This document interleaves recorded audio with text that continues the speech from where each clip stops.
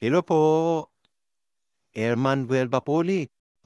Alam mo ba ng paghihilik ay pinapababa niya ang quality ng tulog mo at yung katabi mo? Kaya naman, kung ikaw ay malakas maghilik, pakinggan mo ito.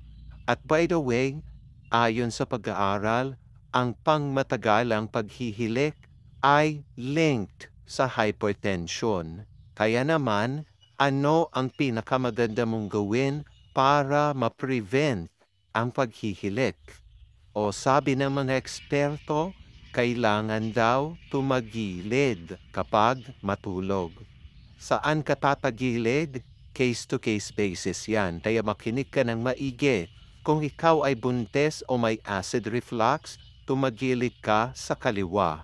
Kung ikaw naman ay may kondisyon sa puso, tumagilid ka sa kanan. Yang posisyon na yan, kinikip niya na naka-open yung daluyan ng hangin para ikaw ay makahinga ng maigi. O ayan, pakishare para makatulong sa mga malakas maghilik. Ingat po palagi. God bless po.